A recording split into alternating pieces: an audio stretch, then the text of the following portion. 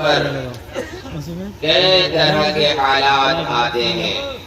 Mic کو صحیح کر بھائی، باہر آواز بالکل نہیں جا رہی ہے۔ ہم انسانوں پر کئی طرح کے حالات آتے ہیں۔ ایک زمانہ ایسا آتا ہے جس میں انسان کسی کام کا نہیں رہتا، بالکل نہیں، کمزور اور اتنا لاغر ہوتا ہے کہ اپنے ہاتھ سے کچھ کر نہیں پاتا، دوسرے کے سہارے کا محتاج ہوتا ہے۔ دوسرا اٹھاتا ہے تو اٹھتا ہے، لیٹاتا ہے تو لیٹتا ہے، گندگی میں پڑا رہتا ہے۔ اپنے ہاتھ سے گندگی کو صاف کرنے کی صلاحیت نہیں رہتی۔ ماں آتی ہے یا کوئی خاتون آتی ہے یا کوئی اور انسان آتا ہے، پھر اس کو گندگی سے اٹھا کر تو گندگی میں پڑا تھا، اپنے پاخانے میں پڑا تھا، اور جو ہے تو اسی میں لٹ پٹ کر رہا تھا، الٹ پلٹ رہا تھا، پھر اسے گندگی سے صاف کرتا ہے، تب جا کر کے یہ بچہ، یہ انسان صاف ہوتا ہے۔ خود کھا نہیں پاتا، کھانے کے لیے بلکتا رہتا ہے، روتا رہتا ہے، ماں آتی ہے، کھلاتی ہے، تب جا کر کے پیٹ بھرتا ہے، یا کوئی انسان جب اسے کھلاتا ہے تب پیٹ بھرتا ہے۔ ہر چیز میں دوسرے کا وہ محتاج ہوتا ہے۔ پھر ایک وقت آتا ہے، آہستہ آہستہ بڑا ہوتا ہے، جوانی کی تحریک پہ وہ پہنچتا ہے، جوانی کی عمر میں پہنچتا ہے، پھر وہ طاقتور ہو جاتا ہے، اپنے آپ کو توانا اور مضبوط سمجھتا ہے، اور سوچتا ہے میرے سامنے کون، میں جو چاہوں سو کر سکتا ہوں، اور کر بھی لیتا ہے، الا ماشاء اللہ، جو اللہ رب العالمین نے اس کی قسمت میں نہیں لکھا، یعنی کہ اس کے بس میں نہیں کیا ہے، اس کے علاوہ تقریباً ہر کام وہ کر لیتا ہے۔ ایسی حالت میں انسان کو، یعنی جوانی کی عمر میں انسان کو بڑھاپے کا احساس نہیں آتا، یا بچپن کو بھی بھول جاتا ہے کہ میں کبھی دوسرے کا محتاج تھا، اور آگے چل کر پھر کبھی دوسرے کا محتاج ہو سکتا ہوں۔ پھر جوانی کی جب عمر ڈھل جاتی ہے اور آہستہ آہستہ بڑھاپے کی عمر میں آ جاتا ہے، پھر وہی کمزوری اس کے اندر آنے لگتی ہے، اور جب بالکل بوڑھا ہو جاتا ہے تو پھر کیسا ہوتا ہے، بچے کی طرح ہو جاتا ہے، دماغ بھی کمزور ہو جاتا ہے، آنکھیں بھی کمزور ہو جاتی ہیں، عقل بھی ضعیف ہونے لگتی ہے، ہڈیاں کمزور ہو جاتی ہیں، پھر وہ لڑکھڑانے لگتا ہے، لڑکھڑا کر چلنے لگتا ہے، اور پھر ایسا ہو جاتا ہے جب شیخ حریف کی حالت میں، یعنی بالکل ہی وہ کیا کہتے ہیں بوڑھا بن جاتا ہے، پھر بستر پکڑ لیتا ہے، دوسرا اسے اٹھاتا ہے، تب اٹھتا ہے، چلاتا ہے، چلتا ہے، دوسرے کا محتاج کھانے پینے میں بھی ہو جاتا ہے، جب تک کھانا دوسرا نہیں دیتا اسے کھانا بھی نہیں ملتا، اور اس سے بھی زیادہ جب کمزور ہو جاتا ہے، پاخانہ پیشاب اسے بستر میں کرنا پڑتا ہے، اسی پاخانے کی حالت میں وہ لیٹا پڑا رہتا ہے، کوئی آتا ہے پھر اسے صاف کرتا ہے۔ میرے بھائیوں سوچئے، یہ قرآن کی حقانیت پر غور کیجئے، اللہ رب العالمین فرماتا ہے وَمَن نُعَمِّرْهُ نُنَكِّسْهُ فِي الْخَلْقِ أَفَلَا يَعْقِلُونَ، جسے ہم لمبی عمر دیتے ہیں، جسے ہم بوڑھا کر دیتے ہیں پیدائش کے اعتبار سے، اسے پھر ہم پیدائشی حالت کی طرف پھیر دیتے ہیں، پلٹ دیتے ہیں، یعنی جیسے جیسے بوڑھا بنتا ہے پھر وہ بچہ بننے لگتا ہے، اور آخری حالت میں آ کر کے بچہ بن ہی جاتا ہے، صحیح سے عبادت بھی نہیں کر پاتا، صحیح سے عبادت بھی نہیں کر پاتا، جوانی کی عمر میں جو چاہ رہا تھا کر رہا تھا، اچھی طرح سے اگر عبادت کر لیتا تھا، کرنا چاہتا تھا تو کر لیتا تھا، عبادت بھی بڑھاپے کی عمر میں نہیں کر پاتا ہے۔ آئیے میں آپ کو ایک حدیث پیش کرتا ہوں، بخاری شریف کتاب فضائل القرآن حدیث نمبر 5052، مسلم شریف کتاب الصیام حدیث نمبر 2734 سے لے کر کے 36 تک، ابو داؤد شریف حدیث نمبر 1394 اور 1390۔ تین حدیث کی روشنی میں، تین کتب حدیث کی روشنی میں عبداللہ بن عمرو بن العاص کی ایک حدیث میں آپ کے سامنے پیش کر دیتا ہوں۔ حضرت عبداللہ بن عمرو بن العاص جبکہ جوان تھے، جبکہ مضبوط اور توانا تھے، ایسی حالت میں وہ پوری رات عبادت کرتے تھے، نفل نماز پڑھتے تھے اور پوری رات میں مکمل قرآن بھی پڑھ لیتے تھے۔ نماز کی حالت میں محمد رسول اللہ صلی اللہ علیہ وسلم نے سنا، آپ کو معلوم ہوا تو فرمایا عبداللہ ایک مہینہ میں قرآن ختم کرو۔ اس نے کہا اللہ کے رسول میں اس سے زیادہ کی طاقت رکھتا ہوں۔ لاسٹ میں آپ علیہ السلام نے ان سے فرمایا 3 دن میں قرآن ختم کرو، اس لیے کہ 3 دن سے پہلے جو قرآن ختم کرے گا لا يفقه من قرأ القرآن فی اقل من 3۔ یہ ابو داؤد کی روایت ہے، محدث البانی نے صحیح کہا دیا ہے، 1390 اور 94 نمبر کی حدیث ہے کہ جو بھی 3 دن سے پہلے قرآن ختم کرے گا وہ قرآن کو سمجھ نہیں سکتا۔ تو وہ لوگ جو شبی ناقرآن پڑھتے ہیں اور پوری رات میں قرآن ختم کرتے ہیں، یہ کیا کرتے ہیں؟ قرآن پڑھتے ہیں یا قرآن کا مذاق اڑاتے ہیں؟ ایسے لوگوں کو سوچنا چاہیے۔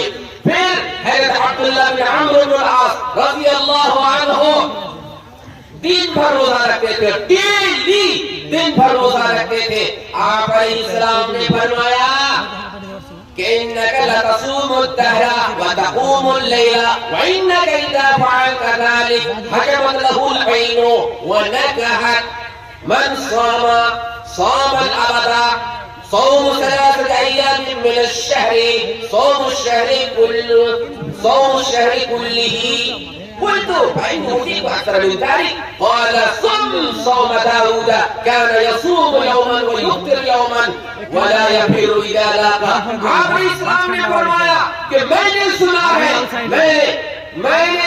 ہے یا کہ آپ کو معلوم ہوا تو آپ نے فرمایا کہ تم ہمیشہ روزہ رکھتے ہو، پوری رات عبادت کرتے ہو۔ اگر ایسا کرو گے تو تمہاری آنکھیں پھنس جائیں گی اور تمہاری آنکھیں کمزور ہو جائیں گی۔ اور جس نے ہمیشہ روزہ رکھا اس کا کوئی روزہ ہی نہیں۔ مہینے میں 3 روزہ رکھنا، پورے مہینے کے برابر روزہ رکھنا ہے۔ پھر تو اس نے فرمایا عبداللہ بن عمرو العاص کہتے ہیں میں نے کہا بھائی مجھے کو اکثر ملائی، میں اس سے زیادہ کی طاقت رکھتا ہوں۔ تو آپ نے فرمایا کہ صوم داؤدی رکھ لو، یعنی آج روزہ رکھو تو کل نہیں رکھنا ہے، پھر پرسوں روزہ رکھنا ہے۔ اس طرح سے روزہ رکھا کرو۔ آپ علیہ السلام نے اسے جو مہینے میں 3 روزہ رکھنے کے لیے کہا تھا وہ اس طرح سے کہ لگاتار ایک روزہ رکھنے کے بعد 9 دن تک روزہ نہیں رکھنا ہے، 10ویں دن روزہ رکھنا ہے۔ اس طرح سے مہینے میں 3 روزے ہو جائیں گے اور مہینے میں 3 روزہ رکھنا 1 مہینے کے برابر روزہ رکھنا ہے۔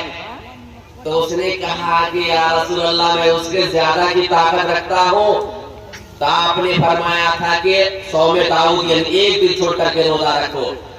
تو حضرت عبداللہ بن عمر 3 دن میں قرآن ختم کرتے تھے آپ علیہ السلام کے فرمان کے مطابق، اور 1 دن چھوڑ کر کے روزہ رکھتے تھے آپ صلی اللہ علیہ وسلم کے فرمان کے مطابق۔ اور ان کی گزارش یہی تھی، لیکن یہی عبادت آگے چل کر کے بڑھاپے کی عمر میں ان کے لیے بھاری پڑ گئی، وہ پریشان ہو گئے اور مال افسوس نکالنے لگے۔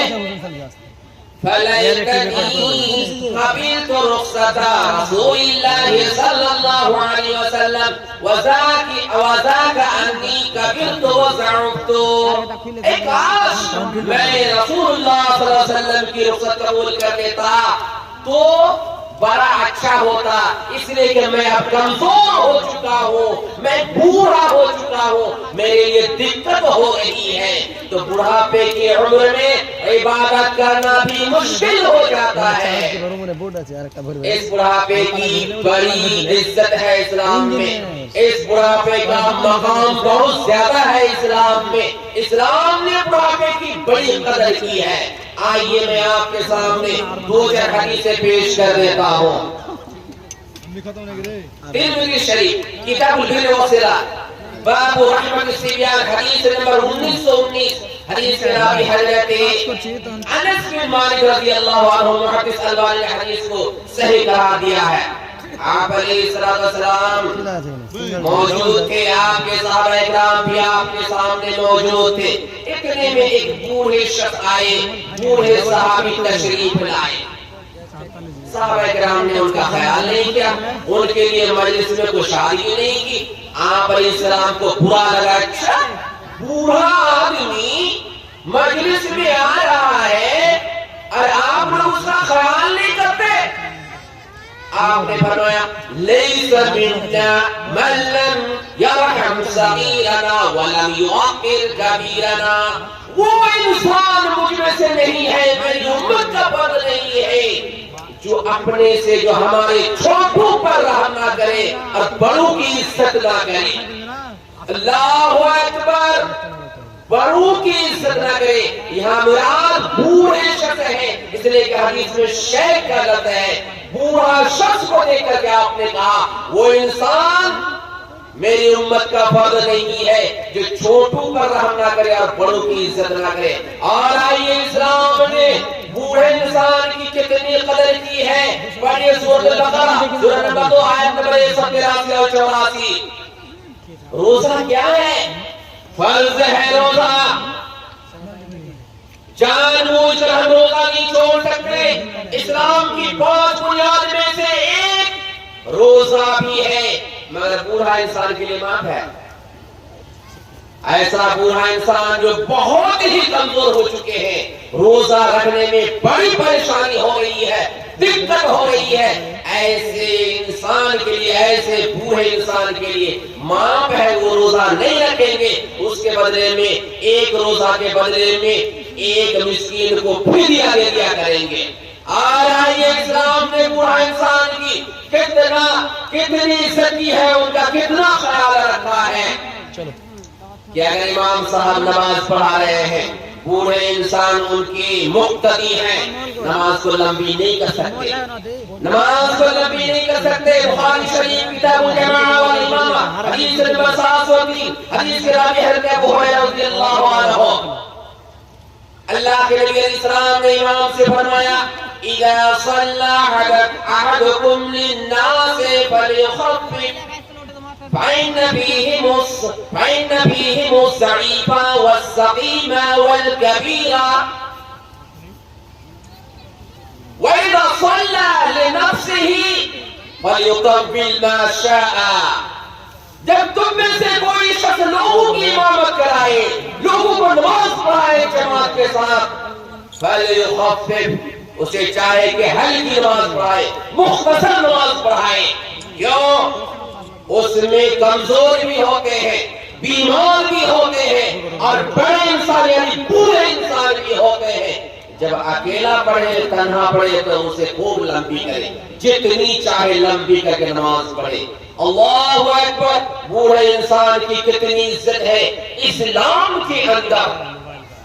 آپ کہیں گے صرف بوڑھا انسان، تو بوڑھی عورت کا کیا ہوگا؟ تو بوڑھی عورت کو اسلام نے چھوڑ دیا؟ نہیں، بوڑھا بوڑھی دونوں کے لیے ایک حکم ہے۔ میں ایک حدیث میں آپ کے سامنے ایک واقعہ بوڑھی عورت کا پیش کر دیتا ہوں۔ اٹھائیے عبد الرحمن ابن الجوزی کی کتاب المنتظم فی تاریخ الملوک والامم، جلد نمبر 6 صفحہ نمبر 75. اس کے اندر حضرت عدی بن حاتم رضی اللہ عنہ کے اسلام قبول کرنے کا واقعہ پیش کیا گیا ہے. مختصر یہ ہے، عدی بن حاتم اسلام سے بھاگا کرتا تھا، نبی علیہ السلام سے دشمنی رکھتا تھا، مسلمانوں سے دشمنی رکھتا تھا.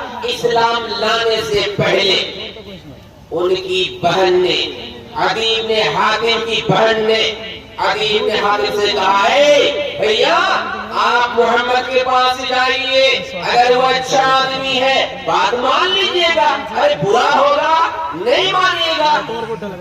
وہ آئے یہ عیسائی تھے، مذہب عیسائی تھے، ریشم کے کپڑے پہن کر کے اور اپنے گلے میں سونے کی سلیم لٹکا کر کے محمد رسول اللہ صلی اللہ علیہ وسلم کے پاس تشریف لائے. ان کا خیال تھا محمد بڑا مالدار ہے، محمد کی بلڈنگیں بہت اونچی اونچی ہو سکتی ہے، مسجد بھی ان کی بڑی خوبصورت اور شاندار ہو سکتی ہے. مگر جیسے پہنچے دیکھا کہ ٹوٹی پھوٹی مسجد ہے، کپڑے بھی عام کپڑے پہنے ہوئے ہیں، اپنے صحابی کے بیچ، صحابہ کرام کے بیچ بیٹھے ہوئے ہیں. بیٹھ گئے، وہ بھی کچھ دیر گفتگو کی. اس کے بعد محمد رسول اللہ صلی اللہ علیہ وسلم نے حضرت عدی کا ہاتھ پکڑا اور بولے چلو گھر جا کے بات کرتے ہیں، ابھی تو کچھ باتیں ہوئی، گھر جا کے بات کریں گے.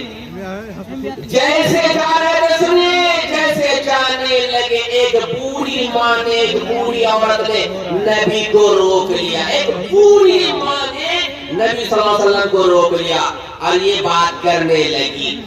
لمبی گفتگو شروع کر دی. بوڑھی عورت اپنا دکھڑا بیان کرنے لگی، تکلیف کی باتیں بیان کرنے لگی. عدی بن حاتم دیکھ رہے تھے اور کہہ رہے تھے اچھا اتنا بڑا آدمی اور ایک بوڑھی عورت آپ کو روک لی ہے، آپ ان کی بات سنتے جا رہے ہیں. واللہ ما هذا بملک ان للملک حالا غیرہ.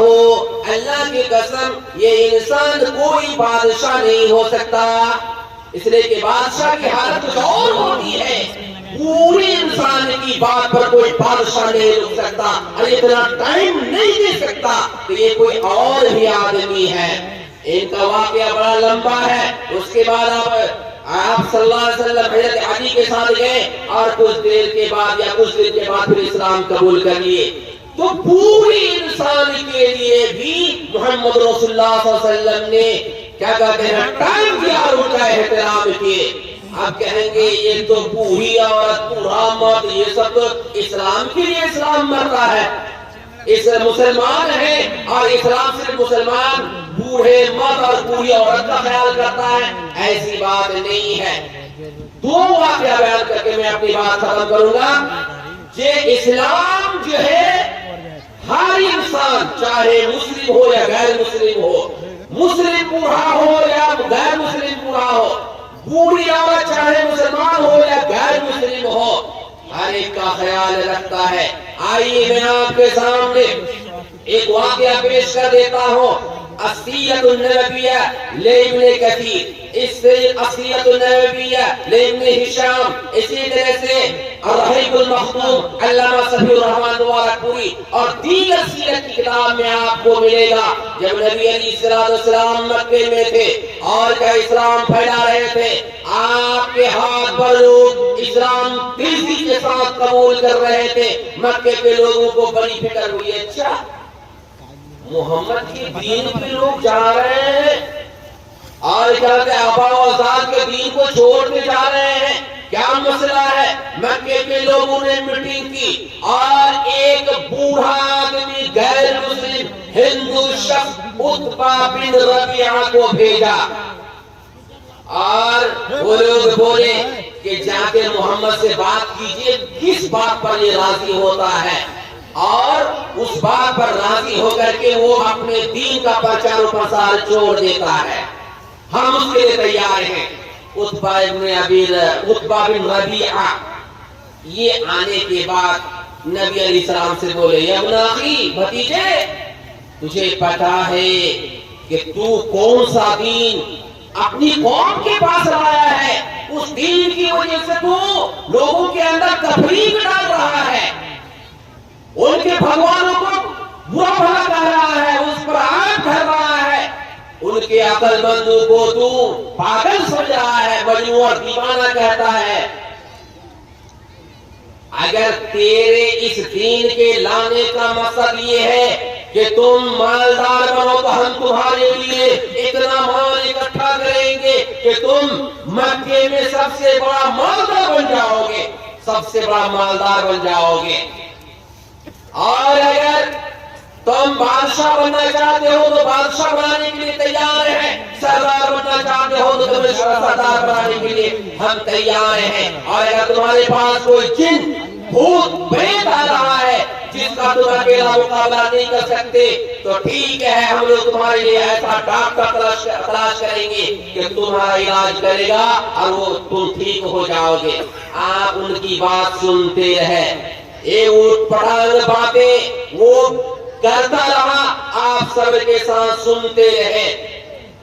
لاسٹ میں آپ نے کہا افرغت یا ابا الولید، آپ کی بات مکمل ہو گئی، آپ فارغ ہو گئے؟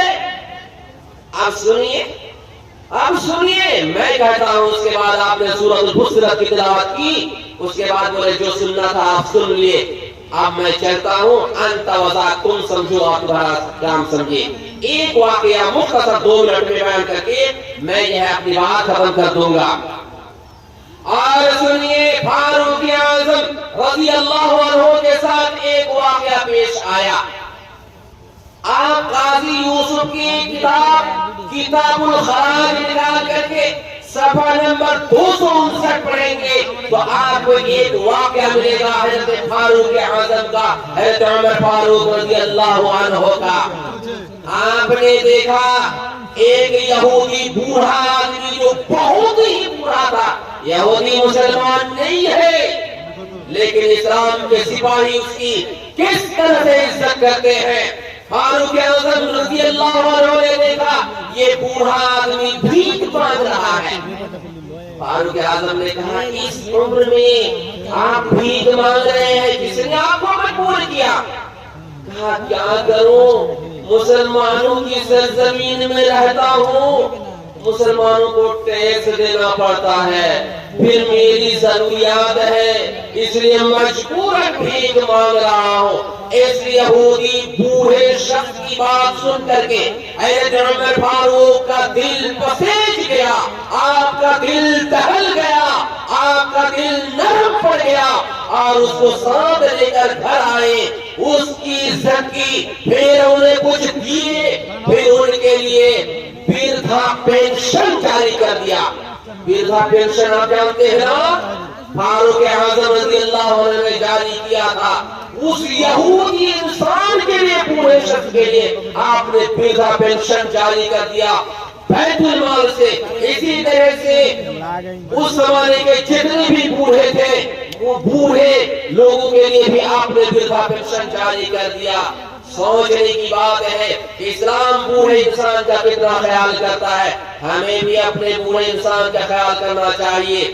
ان بوڑھے میں ہمارے والدین بھی ہو سکتے ہیں، ہمارے دادا بھی ہو سکتے ہیں، ہمارے نانا بھی ہو سکتے ہیں، ہماری ماں بھی ہو سکتی ہے، ہماری دادی بھی ہو سکتی ہے، ہماری نانی بھی ہو سکتی ہے، ہمارے چچا بھی ہو سکتے ہیں، ہماری چچی بھی ہو سکتی ہے، اور کیا کہتے ہیں پھوپھا بھی ہو سکتے ہیں، پھوپھی بھی ہو سکتی ہے۔ ہمیں ان لوگوں کا خیال رکھنا چاہیے، ان کی عزت کرنی چاہیے، کہیں ایسا نہ ہو کہ ہماری مدد کے بغیر، ہمارے سہارے کے بغیر وہ تڑپتے رہے، وہ پریشان رہے، کھانے کے لیے، کپڑے کے لیے وہ ترستے رہے اور تکلیف جھیلتے رہے، اور ہم جو ہے مستی کرتے رہے۔ نہیں، اس وجہ سے ہمیں اپنے والدین کا خیال رکھنا چاہیے، چچاؤں کا خیال رکھنا چاہیے، داداؤں کا خیال رکھنا چاہیے، ناناؤں کا خیال رکھنا چاہیے۔ اسی طرح سے جو ہمارے رشتے دار نہیں ہیں ان کا بھی خیال رکھنا چاہیے۔ اللہ رب العالمین ہمیں ان باتوں پر جو میں نے ابھی پیش کی ہے مختصر ٹائم کے اندر ان باتوں پر عمل کرنے کی توفیق دے۔ ربنا تقبل منا انك انت السميع العليم وتب علينا انك انت التواب الرحيم۔ سبحان ربك رب العزة عما يصفون وسلام على المرسلين والحمد لله رب العالمين۔ السلام عليكم ورحمة الله وبركاته۔ وعلیکم السلام ورحمۃ اللہ۔ ماشاء اللہ جزاک اللہ